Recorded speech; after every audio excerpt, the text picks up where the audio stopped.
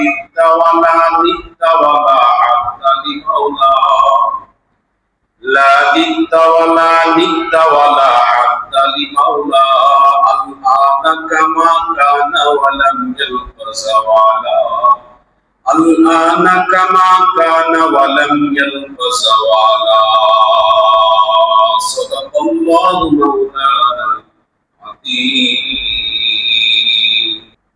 দিল থেকে সকলে বলি আলহামদুলিল্লাহ। আমাদের কলিজার টুকরো নবী, যিনি আমাদের মানবতার মাতার মুকুট, যার আদর্শই আমাদের অনুসরণ, যার আদর্শই আমাদের দুনিয়া এবং পরকালের শান্তি, তিনি আপনার আমার প্রিয় নবী, তিনি আল্লাহ তাআলার প্রিয় হাবিব মুহাম্মদ রাসূলুল্লাহ। সম্মানিত মুআজ্জাজ হাজিরিন, মুহররম মাসের এটা হলো তৃতীয় জুমা, অর্থাৎ আরবি মাসের পহেলা মাস। আমরা যেমন বাংলা নববর্ষ পালন করি, কিন্তু আমরা বুকে হাত দিয়ে বাংলার হিসাব কয়জন জাতি বলেন? নিজেকে আমরা বাঙালি জাতি মনে করি।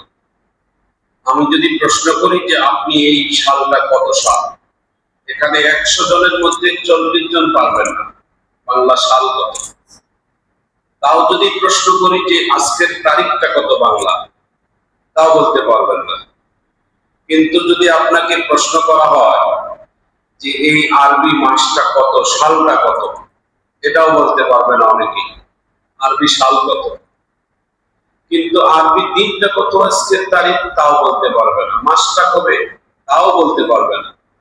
মানুষ বলতে পারবো এটা আমাদের, এটা কোন মাস, জুনের পরে জুলাই মাস, এটার হিসাব আছে। আজকে কয় তারিখ, তাও বলতে পারবো। কিন্তু আমরা মুসলমান হিসেবে আমাদের যে হিসাবটা রাখা দরকার, এটা আমাদের সব থেকে হিসাবটা রাখা দরকার আমাদের আরবি গণনা, ঠিক কিনা বলেন? কারণ আরবি মাসের সাথে হিসাব কেন মিলাইতে হবে আমাদেরকে? কারণ আরবি মাসে রমজান শুরু, আরবি মাসে হজ শুরু, আরবি মাসে মুহররম মাস শুরু, আরবি মাসে তারপরে আপনার যত ইবাদত আছে, সমস্ত মুসলিম উম্মার যতগুলো বড় বড় জিনিস, সব দিনগুলো আল্লাহ তাআলা আরবির দ্বারাই বোঝানো হয়েছে। এই জন্য মুসলমান হিসেবে আমাদের আরবি মাসগুলো হিসাব রাখা দরকার আছে নাই? আমাদের সন্তানদেরকেও আরবি শিখাবো, আমরাও আরবিতে মাসগুলো জানবো। কারণ আল্লাহ তাআলা দুনিয়া যখন সৃষ্টি করেছেন, তখনই আল্লাহ তাআলা এই দুনিয়ার শুরুতে একটা হিসাবের জন্য আল্লাহ তাআলা এই 12 মাস দিয়েছেন। আর এই 12 মাসের মধ্যে সবথেকে 4টি মাস আল্লাহ তাআলার কাছে দামি। ইন্না ইদ্দাতাশ শুহুরি ইনদাল্লাহি 12 শাহরান ফি কিতাবিল্লাহ ইয়াওমা খালাকাস সামাওয়াতি ওয়াল আরদ মিনহা আরবাআতুন হুরুম। মিনহা আরবাআ মানে 4, হুরুম মানে উত্তম। এই 4টি মাসের হিসাব যারা রাখবে, 4টি মাস, 12টি মাসের মধ্যে 4 মাস আল্লাহ তাআলার কাছে সবথেকে বেশি সম্মানিত। সুবহানাল্লাহ বলেন। আর এই মুহররম মাসটাকে আল্লাহ তাআলা নিজের মাস বলে ঘোষণা দিয়েছেন। আল্লাহ রাসূল বলছেন, আফদালুস সিয়ামি বা'দা রমাদান শাহরুল্লাহিল মুহররম। রমজান মাসে রোজা আগে ছিল না, আগে রোজা ছিল মুহররমের রোজা। আমাদের নবী করিম সাল্লাল্লাহু আলাইহি ওয়াসাল্লামের মদিনায় হিজরত করার পরও মুহররমের রোজা ছিল। মদিনায় হিজরতের প্রথম দিকে আল্লাহর নবী যখন মদিনায় হিজরত করলেন, তখন নবী করিম সাল্লাল্লাহু আলাইহি সাল্লাম মদিনার মানুষদেরকে জিজ্ঞাসা করলেন, তোমরা এটা কিসের রোজা রাখো? তারা উত্তর দিয়েছে, এটা আমাদের পূর্বপুরুষেরা বনি ইসরাইলের স্মরণে রোজা রাখছিল। আল্লাহর নবী বলছেন, বনি ইসরাইলের নবী তো আমার ভাই, মুসা নবী তো আমার ভাই। তোমরা যদি বনি ইসরাইলের স্মরণে রোজা রাখো, আমিও রোজা রাখবো। তবে তোমরা রাখছো ইহুদিদেরকে স্মরণ করে একটা, আর আমি নবী করিম সাল্লাল্লাহু আলাইহি সাল্লাম আমার ভাই নবী মুসাকে স্মরণ করে আল্লাহর খুশির জন্য রোজা রাখবো, 2টা। সুবহানাল্লাহ বলেন। এই তো আল্লাহ তাআলা, রমজান তো পরে নাজিল হলো, রমজান তো পরে হলো, কিন্তু রমজানের আগে মুহররমের রোজা ছিল।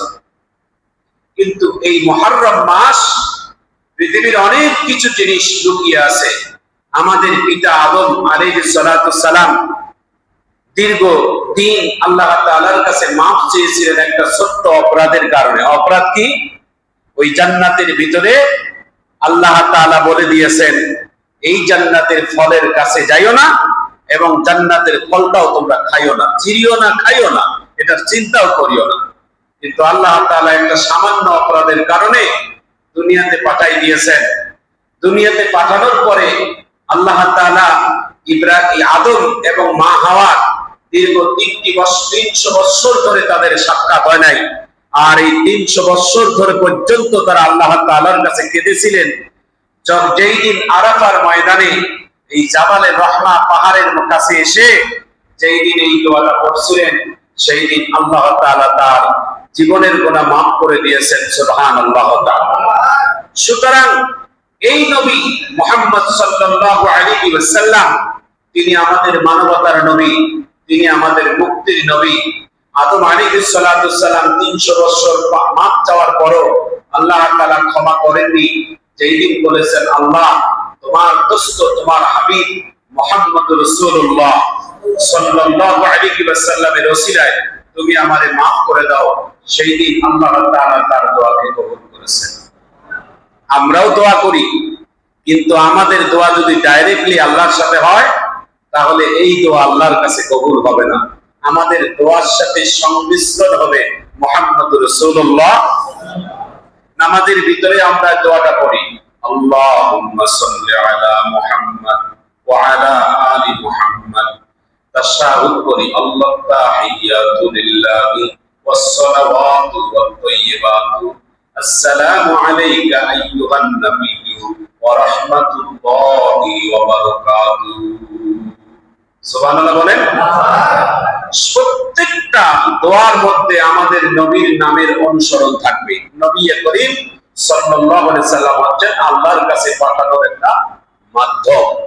সরাসরি আল্লাহকে পাওয়া যাবে না, আল্লাহ তাআলা তার রাসূলের মাধ্যম দিয়ে আল্লাহকে পাইতে বলেছেন। কুল ইন কুনতুম তুহিব্বুনাল্লাহ ফাত্তাবিউনি ইউহিব্বুকুমুল্লাহ ওয়া ইয়াগফির লাকুম যুনুবাকুম আল্লাহু গফুরুর রহিম।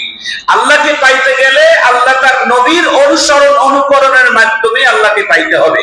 ইত্তেবা ফাত্তাবিউনি ইউহিব্বুকুমুল্লাহ, আমার নবীর ইত্তেবা করো, অনুসরণ করো, অনুকরণ করো। আমার নবীর ইত্তেবা কি?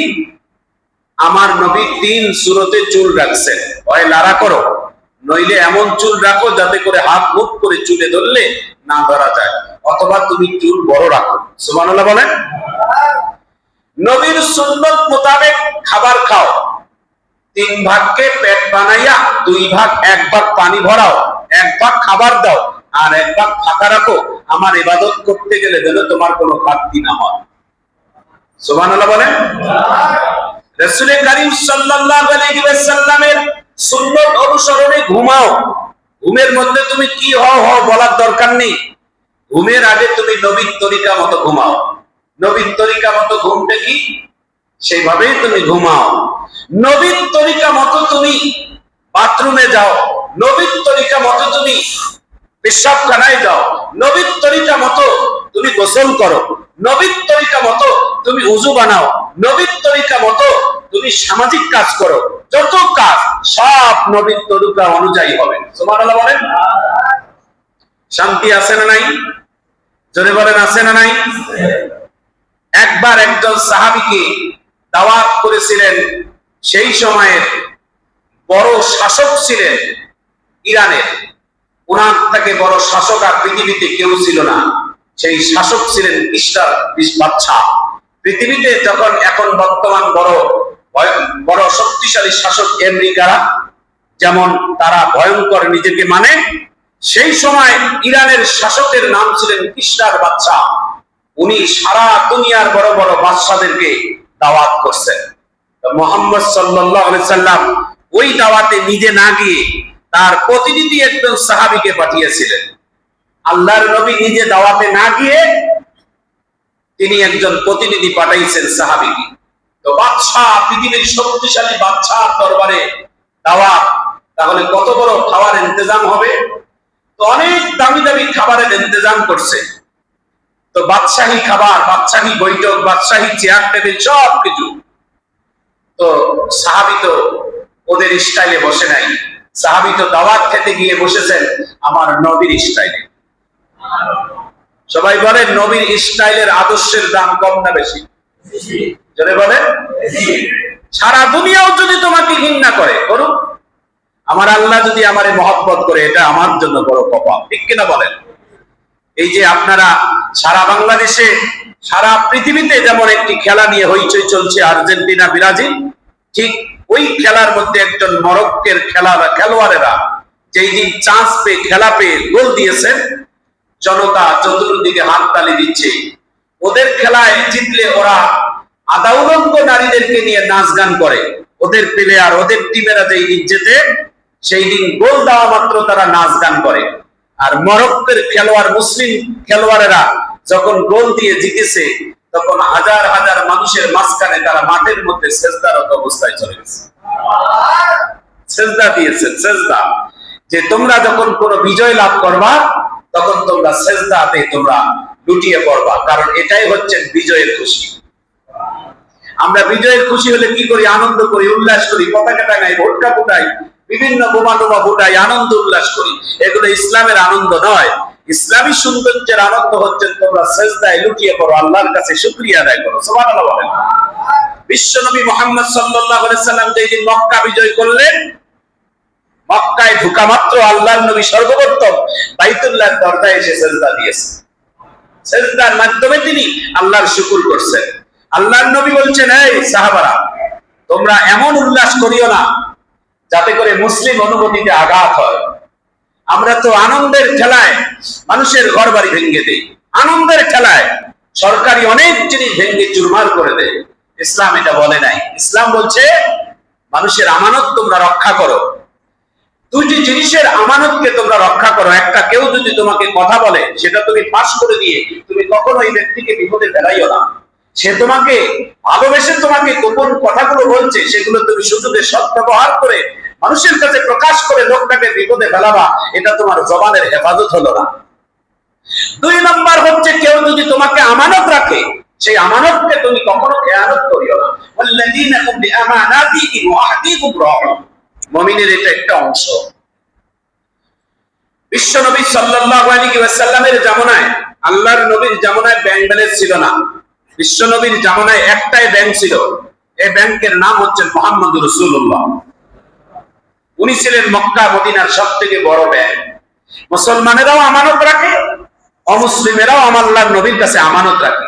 কিন্তু আল্লাহর নবীর বাড়িতে 3 দিনের খাবার নাই, 2 দিনের খাবার নাই, পেটে ক্ষুধা, পাথর বাজছে, মানুষের আমানত রাসূলের ঘরে গচ্ছিত আছে, কিন্তু আল্লাহ রাসূল কারো টোপলা কোনোদিন খুলে দেখে নাই তার কত আমানত আছে। সুবহানাল্লাহ, জোরে বলেন। বিশ্ব নবীকে এমনি রাহমাতুল লিল আলামিন বলা হয়। নবী করিম সাল্লাল্লাহু আলাইহি ওয়াসাল্লাম যেই দিন মক্কা বিজয় করলেন, সাহাবায়ে কেরামদেরকে হুঁশিয়ার দিয়ে দিলেন, এই সাহাবারা, মক্কা বিজয়ের নামে কারো বাড়িতে হামলা, কারো বউ বেটির উপর হামলা, কারো সম্পদের উপর হামলা খবরদার করিও না। সুবহানাল্লাহ বলেন। বরংস আল্লাহর নবী চতুর্পাশে সাহাবায়ে কেরামদেরকে রাখছিলেন কারো বাড়িতে যেন হামলা না হয়, কারো সম্পদের হামলা যেন না হয়, কারো বউ বেটির উপর যেন হামলা না হয়, এই ব্যাপারে তোমরা সতর্ক থাকবা। সাহাবায়ে কেরামকে এই নোটিশ দিয়েছেন রাহমাতুল লিল আলামিন মুহাম্মদুর রাসূলুল্লাহ সাল্লাল্লাহু আলাইহি ওয়াসাল্লাম। চোরের মন পুলিশ, পুলিশ বাংলায় একটা প্রভাব বলে, অপরাধ করলে নিজেকে চোর মনে হয়, আর চুরি করলে পুলিশ দেখলে ভয় লাগে, তাই না? তো মক্কার যারা বড় বড় কাফের, তারা তো আল্লাহর নবীর উপর অনেক অপরাধ দিয়েছেন, অনেক অপবাদ দিয়েছেন, অনেক টর্চারিং করেছেন, অনেক বড় ক্ষতি করেছেন। ওরা ভয়ে, আল্লাহর নবী তো কোনো প্রতিশোধ নিবেই না, কিন্তু ওরা ভয়ে পালাচ্ছে, সবাই চলে যাচ্ছে। তো নবীজি সাল্লাল্লাহু আলাইহি সাল্লাম বলছেন, এই সাহাবীরা, মক্কার কোন কাফের যেন না পালাইতে পারে, তোমরা পাহারা দাও, আর আমি নবী যাকে পাহারা দেব আমার বংশের কিছু কাফের আছে, আমার বংশের কাফেরদের সামনে আমি যায় দাঁড়াবো। সুবহানাল্লাহ, জোরে বলেন। আমার বংশের ভিতরে যারা কাফের ছিল আমি তাদের সামনে যায় দাঁড়াবো, আর তোমরা বাকি কাফেরগুলোর দিকে লক্ষ্য রাখো। আল্লাহর নবী তার বংশের আত্মীয় স্বজন চাচা ভাতিজা সবার সামনে যায় বলছে, আমি তোমাদের ভাতিজা, আমার নাম মুহাম্মদ সাল্লাল্লাহু আলাইহি ওয়াসাল্লাম। তোমরা আমার ভয়ে কেউ আত্মগোপন করিও না, কেউ পালাইও না। আমি মুহাম্মদ সাল্লাল্লাহু আলাইহি ওয়াসাল্লামের উপর যারা অবিচার করেছো, যারা অত্যাচার করেছো, যারা জুলুম করেছো, যারা আমার উপর অপবাদ দিয়েছো, যারা আমার উপর হাতিয়ার চালানোর সম্ভাবনা ছিল তোমাদের, আজকে মক্কার শাসক আর ক্ষমতা পান হয়ে আমি মক্কার মধ্যে উপস্থিত হয়েছি। আমি কারো ঘর বাড়ি, নিজের শারীরিক পারিবারিক কারো উপর নির্যাতন করব না। আমি রাহমাতুল লিল আলামিন, সবাইকে সাধারণ ক্ষমার ঘোষণা দিয়ে দিলাম। ইবেন মক্কার কাবা শরীফের যে চাবি, যেই চাবিটা আল্লাহর নবীর জামানায় যার বাড়িতে কাবার চাবি ছিল, ওই লোকটাও কিন্তু আল্লাহর নবীর বিপরীত ছিল, অর্থাৎ আবু জেহেল আবু লাহাবের দলে কাজ করছে। বিশ্বনবী যেই দিন মক্কা দখল করলেন, বিশ্বনবীর হাতে, ওই পরিবারের একটা ছোট্ট বাচ্চার হাতে, তার আগে মানে হামলা করার আগেই বিশ্বনবীর হাতে চাবি দিয়ে দিলেন। সুবহানাল্লাহ বলেন। আল্লাহর নবীকে যেই বাচ্চাটার চাবি দিলেন, ওই বাচ্চাটার গালে মুলে আদর করলেন, যত্ন করলেন, ভালোবাসা দিলেন। তারপরে আল্লাহর নবী সবার শেষে বাইতুল্লাহকে পরিষ্কার করে, বাইতুল্লাহকে গোটা নিজের হাতের মধ্যে নিয়ে, নিজের হাতের ক্যাপসারে নিয়ে, ক্ষমতার ভিতরে নিয়ে আল্লাহর নবী ওই পরিবারটাকে খুঁজতেছে যেই পরিবারের হাতে কাবা শরীফের চাবি ছিল। অর্থাৎ কাবা শরীফের চাবি নিয়েও আল্লাহর নবীকে যারা বেয়াদবি করেছে, দিন শেষে আল্লাহর নবী নিজের হাতে ওই পরিবারটার মধ্যে আবার বাইতুল্লাহর চাবি তুলে দিল। ওয়ামা আরসালনাকা ইল্লা রাহমাতাল লিল আলামিন। এই জন্য তো সমগ্র মাখলুকের জন্য আমার নবী শুধুমাত্র নবী হলেন রহমত। শুধু মানুষের জন্য নয়, ১৮,০০০ মাখলুকের জন্য তিনি হচ্ছেন রহমাতুল লিল আলামিন। নবীজি চলে গেলেন সেই পরিবারটার কাছে, যা চাবি তুলে দিলেন। কেমন লাগে বলেন তো? যেই নবীর জন্য রাস্তার মধ্যে কাটা বিছাই রাখে, যাতে করে আমার নবী রাস্তায় হাঁটতে যেন কাটা পায়ে লাগে, কষ্ট পায়। নবীজি কষ্ট পেলে ইহুদিরা খুশি লাগে।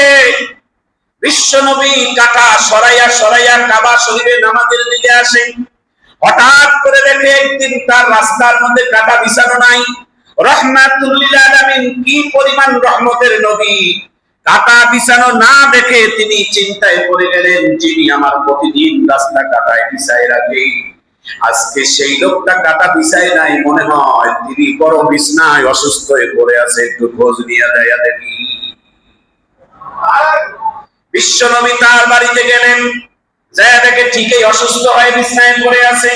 রাহমাতুল লিল আলামিনের পবিত্র রহমতের মোবারক হাত ওই রোগী অর্থাৎ দুশমন, যিনি আমার নবীর পায়ের রাস্তার মধ্যে কাটা বিছাই রাখে, সেই বিশ্ব নবী দুশমনের কপালের মধ্যে রহমতের হাত দিয়ে আল্লাহর কাছে তার জন্য দোয়া কামনা করে। সুবহানাল্লাহ, একটু জোরে বলেন। কি পরিমাণ আল্লাহর নবীর অন্তরের ভিতরে, তার হৃদয়ের মধ্যে ভালোবাসা ছিল। রাহমাতুল লিল আলামিন শত্রুর কপালে যখন হাত দিয়েছে, কারেন্ট যেমন শর্ট হয়, শত্রুর শরীরে কারেন্টের মতো শর্ট হয়ে গেছে। হায় আফসোস, যেই লোকটার রাস্তার মধ্যে আমি কাটা বিছাই রাখি যাতে করে রাস্তা চলা তার জন্য কষ্ট হয়, আর সেই লোকটাই আজকে আমার আত্মীয় স্বজন, আমার বন্ধু বান্ধব, আমার অসুস্থতার মধ্যে পড়ার পরও কেউ আসে নাই, কেউ খোঁজ নেয় নাই। আর সেই লোকটা আমার কপালের মধ্যে হাত দিয়ে মহান আল্লাহর কাছে আমার সুস্থতা কামনা করে।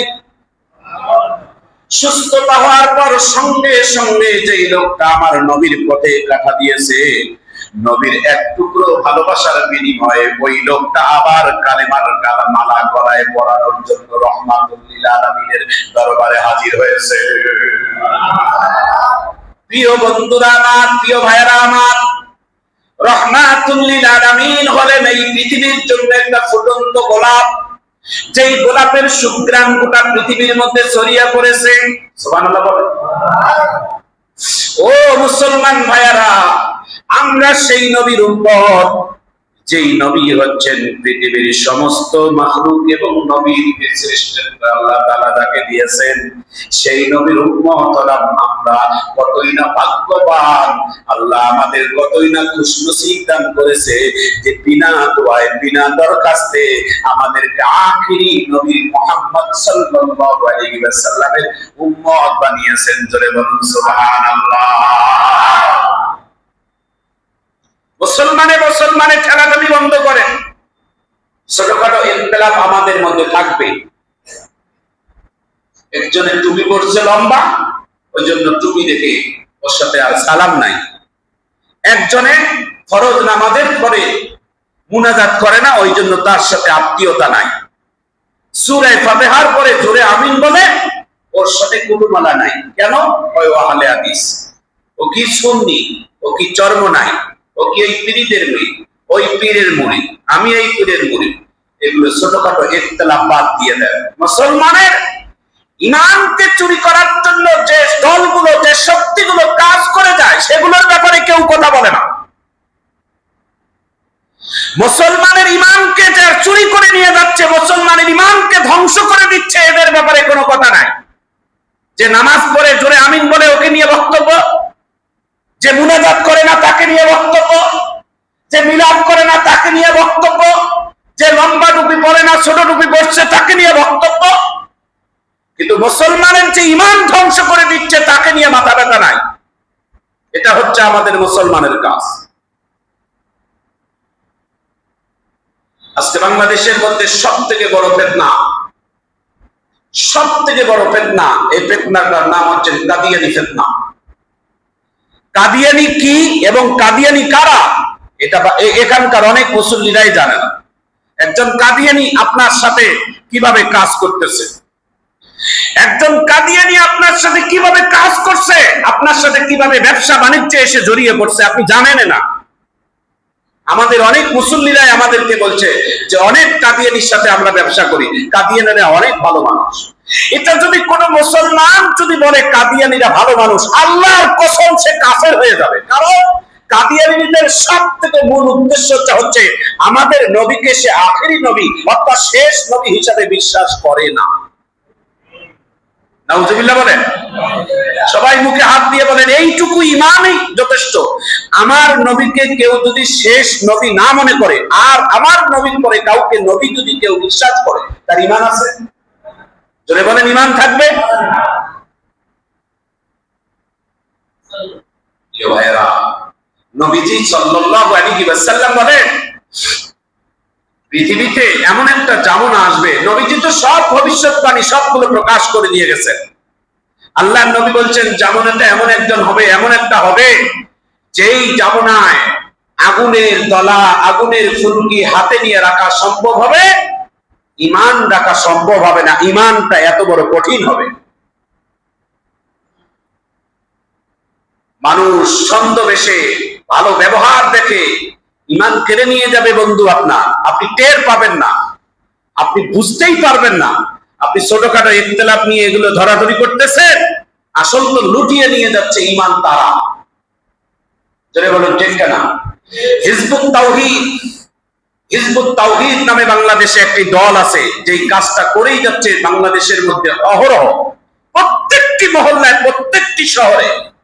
ইভেন বেশি শুরু হয়ে গেছে বর্তমান হিজবুত তাওহীদে। ইতিপূর্বে দেখছিলেন আপনাদের কিছু মেয়েদেরকে রাস্তায় বাহির করে দিয়ে পত্রিকা, পেপার বিনা টাকায় বিক্রি করতেছিল, বিনা টাকায় দিচ্ছিল মানুষের কাছে। ওদের পত্রিকাগুলো যেন আপনি পড়েন, ওদের পত্রিকাগুলো আপনি যেন বেশি বেশি করে পড়েন। এই জন্য কিছু মহিলা ছেড়ে দিয়েছে। আপনার বাড়িতে অনেক মহিলারা আসে, আপনার বউ সন্তানদেরকে বুঝাইয়া বুঝাইয়া যায়, আর আপনার স্ত্রীরা আপনাদেরকে না বলে কোন কোন মাহফিলে চলে যায়। আপনি বলে দিবেন যে ইমাম সাহেবে বলে দিয়েছে ফরজ ইবাদত ছাড়া। ফরজ ইবাদত কি? নারীদের জন্য 5টি কাজ, তার মধ্যে 5 ওয়াক্ত নামাজের ফরজ একটা। আর একটি ফরজ হচ্ছে স্বামীর অনুমতি ছাড়া এক চুল পরিমাণ, এক কদমও সামনে যাওয়া যাবে না। সুবহানাল্লাহ বলেন। এটাই ইবাদত। স্বামীর ঘর পাহারা দেওয়া ইবাদত, স্বামীর মালমাত্তা পাহারা দেওয়া ইবাদত। সুবহানাল্লাহ বলেন।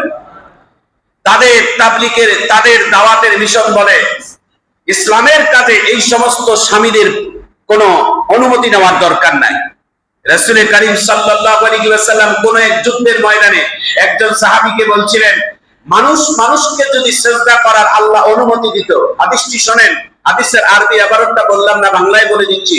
রাসূল সাল্লাল্লাহু আলাইহি ওয়াসাল্লাম বলেন যে কোনদিন মানুষকে সিজদা করার অনুমতি যদি আল্লাহ দিত, তাহলে সকল নারীদেরকে বলতো যে তোমাদের স্বামীদের পায়ে সিজদা করো। আল্লাহ অনুমতি দেন নাই, এই জন্য আল্লাহ নারীদেরকে সিজদা দিতে বলেন নাই। তার মানে এটা নাই জায়েজ, কিন্তু তার মানে এটা বুঝাইতে চাচ্ছেন আল্লাহর নবী যে একজন নারীর কাছে, একজন স্ত্রীর কাছে তার স্বামীর মর্যাদা কত বেশি। সুবহানাল্লাহ বলেন। স্বামীর অনুমতি ছাড়া, ফরজ ইবাদত ছাড়া অন্য কোন ইবাদত, বাহিরে তাবলীগে যাওয়া, বাহিরে দ্বীন কাজের দাওয়াত দেওয়া ভালো কাজ, কিন্তু ফিতনা যে অনেক, কোন ফিতনায় যে আপনার পরিবারটাকে ধ্বংস করে দেয় এটা তো বলা যায় না। এই জন্য আপনার পরিবারটাকে নিরাপদ রাখার জন্য, আপনি সব থেকে বাড়িটাকে আপনার ঠিক রাখার জন্য আপনাকে সতর্ক রাখা দরকার। প্রিয় বন্ধু, এই জন্য আপনাদেরকে বলি, ছোটখাটো ইখতিলাফ নিয়ে আমরা এগুলো মারামারি করি, আর বড় বড় ইসলামের দুশমনেরা আমাদের ঈমানকে ধ্বংস করে দিয়েই যাচ্ছে, আর আমরা এটা কিছুই মনে করি না। একটা কাদিয়ানি কত বড় ভয়ঙ্কর আপনি জানেন? কাদিয়ানি কারা? কাদিয়ানি কে? কাদিয়ানি সব থেকে ভয়ঙ্করের আতঙ্ক নাম কি? বাংলাদেশের জরিপ অনুযায়ী বাংলাদেশের সব থেকে এই রংপুর বিভাগীয় কয়েকটা অভাবী জেলা, রংপুর বিভাগের 8টা জেলার মধ্যে সব থেকে অভাবনী এলাকা হচ্ছেন পঞ্চগড়, রংপুর, কুড়িগ্রাম, লালমনিরহাট। এই এলাকাগুলো সব থেকে বেশি গরিব এলাকা, আর এই গরিব এলাকাগুলোর মানুষের বাড়ি বাড়ি যাইয়া আর্থিক সহযোগিতা দিচ্ছে। আপনি জানেন, শুনলে বেজার হবেন যে কুড়িগ্রাম ধল্লা নদীর একটা চর এলাকায় 8 জন ইমাম সহ, এই মসজিদের ইমাম সহ তারা খ্রিস্টান হয়ে গেছে। আপনার এই মিস্ত্রিপাড়ার এই এলাকাতে অনেক খ্রিস্টান মিশনারি কাজ চলতেছে, আপনারা খোঁজ রাখেন। আপনারা তো ব্যবসা নিয়ে, আপনারা তো টাকা নিয়ে ব্যস্ত। এখানে অনেক খ্রিস্টান মিশনারি কাজ চলতেছে ভিতরে ভিতরে, আপনি বুঝতেই পারবেন না যে এটা কোন সংগঠন। ইসলামিক মনে করবেন যে মনে হয় ইসলামী ভালো কাজ করতেছে, কিন্তু ওরা খ্রিস্টান মিশনারির কাজ করতেছে, ওরা হিজবুত তাওহীদের সংগঠনের কাজ করতেছে। আর্থিক সহযোগিতা দিচ্ছে তারা। বৌবেনীদেরকে, আপনাদেরকে নানান ধরনের বুদ্ধি দিয়া এমন ভাবে সূক্ষ্মভাবে কাজ করে যে আপনি বুঝতেই পারবেন না যে ইসলামের বাহিরে না, কিন্তু ওরা ইসলামের চূড়ান্ত দুশমন। ওরা আল্লাহর নবীকে শেষ নবী হিসেবে মানে না। নাউজুবিল্লাহ বলেন। কোরআনের অনেক জায়গায়, অনেক আয়াত, অনেক সূরার মধ্যে ভুল আছে, এটা তারা বলে। ওটা মূল আকীদা, কোরআনের মধ্যে ভুল আছে। কোরআনকে সংশোধনের জন্য এটা তৈরি করতে হবে। নাউজুবিল্লাহ বলেন। সাহাবায়ে কেরাম হচ্ছেন পৃথিবীর সবথেকে উজ্জ্বল নক্ষত্র, তাদের ব্যাপারে আল্লাহ তাআলা বলছেন রাদিয়াল্লাহু তাআলা আন ওয়া রাদু আন। আল্লাহ তাদের উপর খুশি, আর আল্লাহর প্রতি তারাও খুশি। সুবহানাল্লাহ বলেন। একজন সাহাবী তো আর পৃথিবীতে কেউ তৈরি হবে না, হবে বলেন? কিয়ামতের আগ পর্যন্ত কেউ আর সাহাবী তৈরি হবে? অনেক আল্লাহওয়ালা মানুষ তৈরি হবে, পীর বুজুর্গ তৈরি হবে, হাফেজ তৈরি হবে, আলেম তৈরি হবে, মুফতি হবে, কিন্তু কেউ সাহাবী হতে পারবে? কথা বলেন, বলেন না কেন? সাহাবীরা 1 লক্ষ মতান্তরে 3 লক্ষ সাহাবী, এই সাহাবীদের মধ্যে 3 লক্ষ সাহাবীদের মধ্যে যারা আল্লাহ তাআলার নবীর চেহারা সরাসরি দেখে যারা কালেমা পড়েছে, নবীকে দেখছে, কালেমা পড়ছে। নবীকে আর দেখা যাবে বলেন? তাম দুনিয়া খুঁজলে আর নবীকে পাবেন? সরাসরি তো নবীর কাছে আর কালেমা পড়ার সুযোগ নাই। এই জন্য সাহাবায়ে কেরাম হচ্ছেন পৃথিবীর সব থেকে উজ্জ্বল নক্ষত্র, যাদের আদর্শ আল্লাহ এবং রসুলের পরে তাদের সম্মান, জোরে বলেন সুবহানাল্লাহ। এই সাহাবায়ে কেরামদেরকে নিয়েও তারা বিদ্বেষী করে, এই সাহাবায়ে কেরামকে নিয়েও তারা গালিগালাজ করে। তাদের ব্যাপারে অনেক সাহাবায়ে কেরামের মন্তব্য আছে হিজবুত তাওহীদ। বাংলাদেশে অনেক ফিতনা বড় বড় আছে যে আমরা সেগুলোকে চিন্তা করি না। আমরা চিন্তা করি কে আহলে হাদিস, কে হানাফি, কে সুন্নি, কে চরমনাই, কে হানাফি, কে হাম্বলি, এগুলো নিয়ে। অর্থাৎ যারা নামাজ পড়ে তাদের মধ্যেই আমাদের কাজ। আপনি তাবলীগের ভালো কাজ করেন, আলহামদুলিল্লাহ, আপনি তো প্রতিদিন দাওয়াত দেন মুসলমানদেরকে, তেলুয়া মাথায় তেল দেন। আপনি একজন অমুসলিমকে দাওয়াত দিয়েছেন ভালো করে বুঝাইয়া? একজন অমুসলিমকে যাইয়া দাওয়াত দেওয়াটার নামই হচ্ছে বাপের বেটা। সুবহানাল্লাহ বলেন।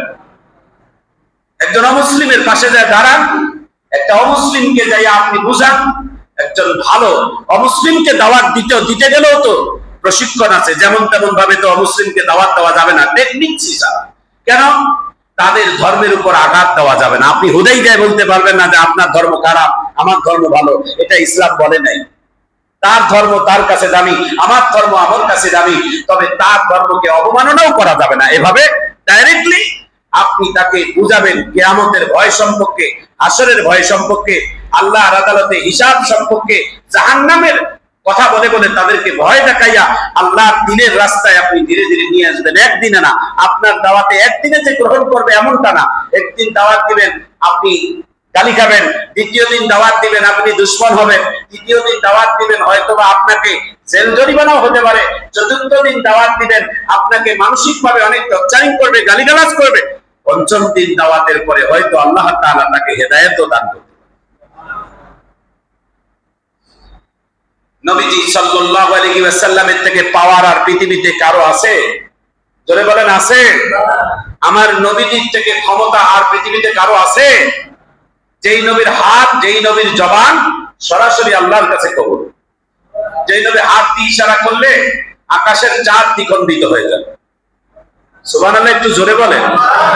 একজন ইহুদি এসে আমার নবীর হাতের সামনে এসে বলছে, নবীজি গো, আমি দুই হাত মুঠ করে রাখছি, এই যে দেখেন, হাদিসটা এইভাবে আছে, হাত দেখেন আমার দিকে।